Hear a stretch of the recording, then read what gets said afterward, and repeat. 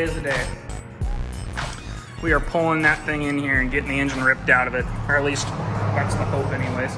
I gotta go find somebody to help me drag it inside. But I think one of the other videos, the engine, let's see if you can see it. Oh, it's right there in that crate. So I've had it for a few weeks, just working my way towards it. So anyways, I'm gonna get after getting it inside, and I'll get back with you guys once we start tearing it apart. Alrighty, whole new day. It's actually a couple days down the road at this point. I haven't done really much of anything on this. I did a little bit on it yesterday, but not too much. The friend of mine that's had this project going on over here for a while, he showed up to the shop before I did yesterday and had the cherry picker tied up. And what you'll notice is there's now 2 cherry pickers. He broke this cherry picker yesterday, putting the engine in. I don't know, whatever. So anyways, so he had this tied up like pretty much all day. You can't really tell, but the upright is all bent over that way. So we got a new one. So anyway, so by the time he was done with that, I didn't have, there was no point in me doing anything on this because it was already pretty late in the day. So I just kind of didn't do a whole lot on it. I did a little bit, but not much.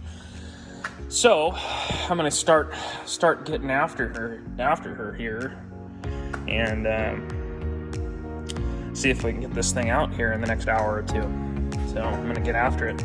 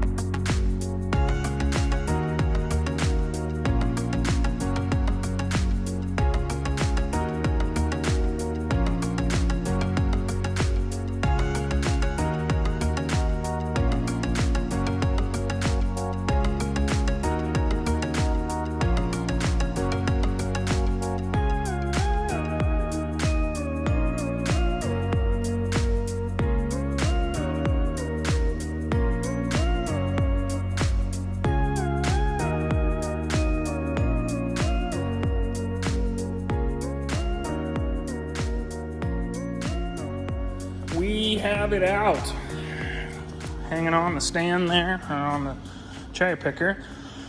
We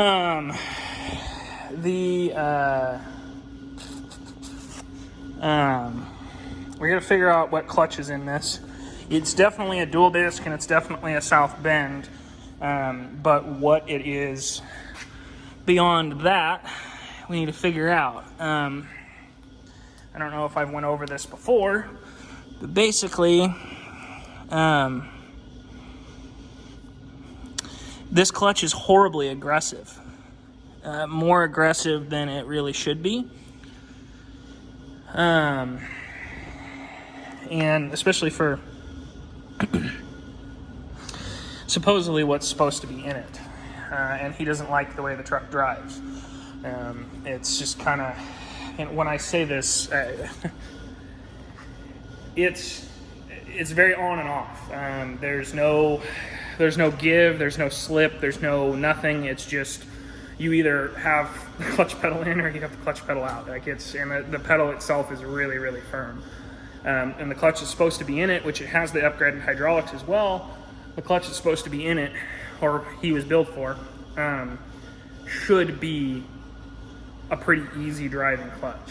It's supposed to have a South Bend 3250 in it. So they're supposed to be like kind of more of a stock feel clutch, where this one is far from that. So we got to figure out what's in it. He more than likely wants to put a new clutch in it again to make it more of a drivable truck, because he really just doesn't like the way that it drives. And he wants to be able to enjoy driving his truck. So, but yeah, so we got that out. Basically, I got to put air back in the tires, strap the transmission up, kind of clean some things up so it can go back outside for the time being.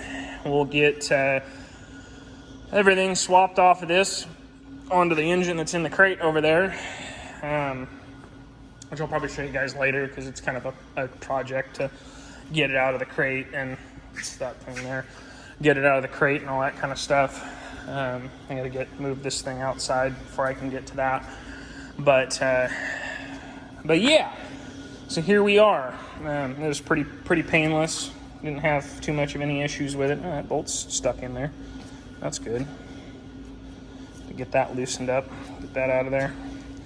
Like I say, I'm pretty interested. I got to figure out if there's a part number on these things somewhere. I've never had to identify one of these by just looking at it. I mean, it's got good material on the discs, but again, it looks like it's a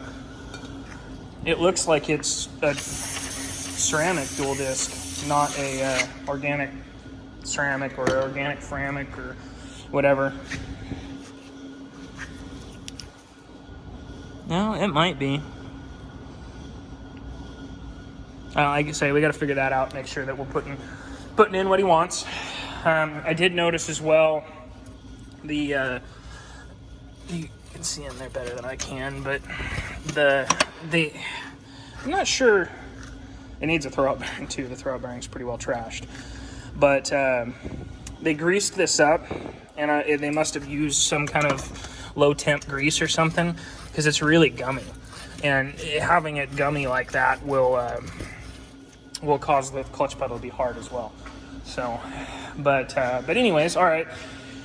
So I don't think that I'm going to do much more on this thing today. I think this is pretty much where we're going to stop. Basically, just get the truck, buttoned up so it can go back outside for the time being, and then, like I say, and then here in the next couple of days, we'll get after swapping the parts over on this so it's ready. I think I am going to talk to him about the turbo. The turbo's got some pretty good shaft play in it, so I'm going to try to talk to him about doing something different, or at the very least just replacing the turbo.